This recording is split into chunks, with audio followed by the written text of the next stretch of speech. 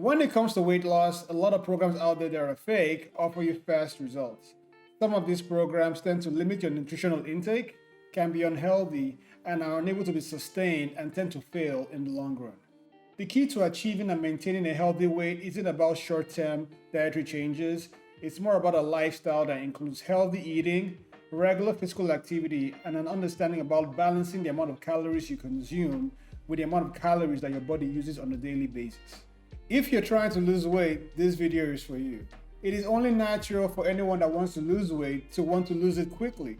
But people that tend to lose weight gradually and steadily, let's say an average of about 1 to 2 pounds per week, it has been shown that they are the ones that tend to maintain their weight over the long term. Healthy weight isn't about just a diet or a program. It is more of a lifestyle that includes long-term changes involving your diet and also physical activity. Losing weight is not easy and it takes commitment. The reason for this video is to provide you 5 steps that you can take to help you along that journey once you have decided that you want to lose weight and in a healthy way. So let's go.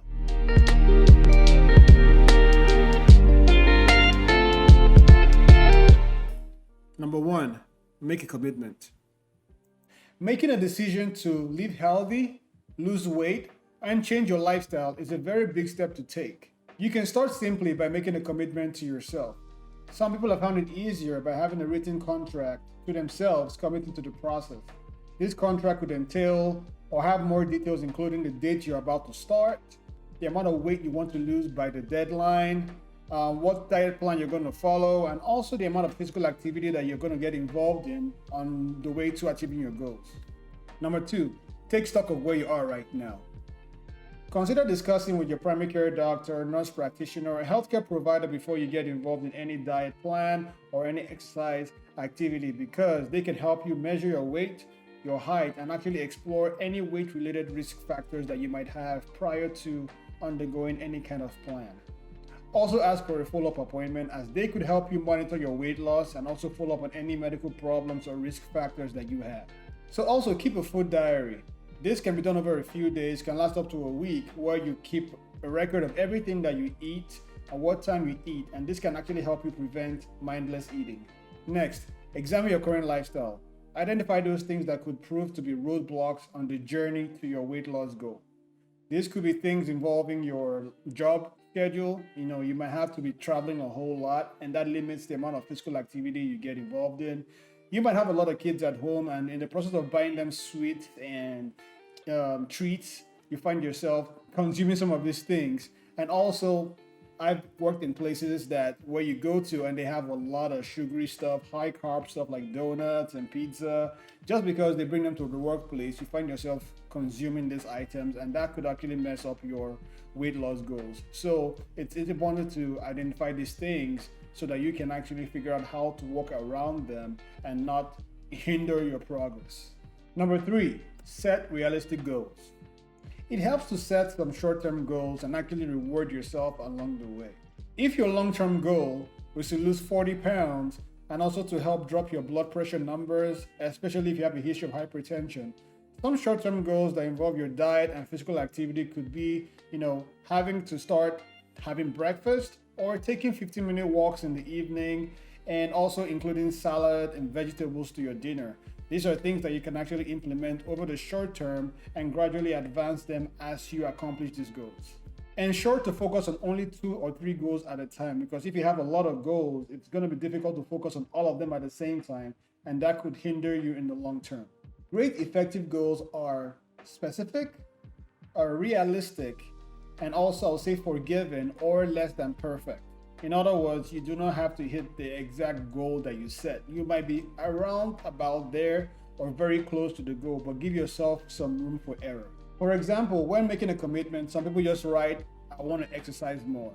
That is not a good goal because that is not really specific and it's not realistic. But if for some reason you tell yourself, I want to walk 15 minutes every day for a week, that is actually achievable, and that has been specific, and that is actually realistic. Remember, small changes lead to big results in the long run. Realistic goals are achievable goals. And once you begin to achieve these goals on a day-by-day basis, you find yourselves happy and more motivated to continue. But if you set an unrealistic goal, you find yourself feeling defeated and frustrated, and that could actually deter your weight loss journey. Being realistic means expecting occasional setbacks. Setbacks happen when you get off the plan for whatever reason. It could be a life event, it could be going on holidays, it could also be longer work hours. For whatever reason, you find yourself getting off the plan. These are setbacks. It is important that when these things happen, that you get back on track as soon as possible, and also take out time to pause and think about how you can prevent future setbacks from happening. It is important to keep it in mind that everyone is different. What works for someone else might not work for you. You might have a neighbor that runs a lot and they've lost weight from that. Does not mean that running will work for you. You need to figure out different activities and actually explore different activities like walking, like swimming, or group exercise, and figure out which one you enjoy doing and can become part of your daily regimen. Because if you enjoy doing it and it's easier for you to implement it into your daily regimen, you will be able to sustain it over the long term. Number 4, identify resources for information and support. Having family members and friends who know about your weight loss efforts and are willing to support you can actually be very beneficial to your weight loss efforts and your journey. It is easier to make lifestyle changes when you know that there are people that you can rely on and are available to support you along the way. You might also have neighbors or co-workers that are in the same boat, having to want to lose weight just like you, or following a certain workout plan or diet plan. You all can exchange recipes and actually work out together, and this actually helps you in the long run. But note, if you have to do group exercises, maintain social distancing and wear your masks. Healthcare providers, if they feel it is indicated, can provide you with more information regarding medication, devices, or surgery if it is going to help you control your weight, and only if it is indicated.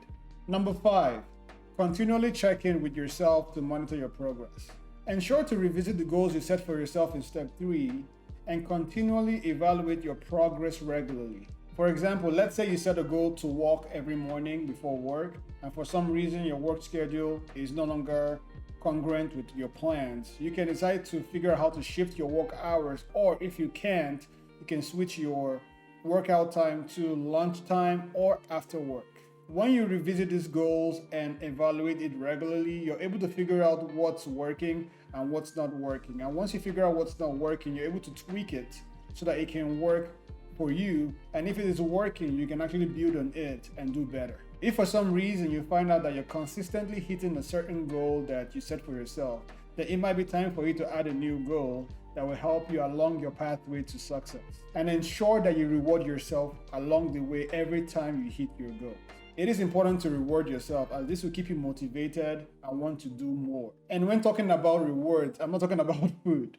I'm talking about spending time with friends, going on a sports outing with friends, getting a massage, getting yourself some flowers, things that you feel that would motivate you to want to do more. So, not food, figure out non-food items or non-food rewards that would help you stay motivated. Finally, we've come to the end of this video. This video talked about healthy ways to lose weight, talked about steps that you can take on your journey to healthy weight loss, or how to lose weight healthily, including making a commitment, talking about taking a stock of where you are right now, setting realistic goals, looking out for support from family, friends, or organizations, and also continually checking on yourself to check on your progress and actually figure out what you need to do better, or setting up new goals for yourself. If you like this video, do not hesitate to hit the like button, subscribe to the channel, and hit the notification bell button to be told about new videos once they come out. I just want to say thank you for tuning in today. Stay safe, stay hydrated. I'm the Wiz Dog. Have a great day. Bye.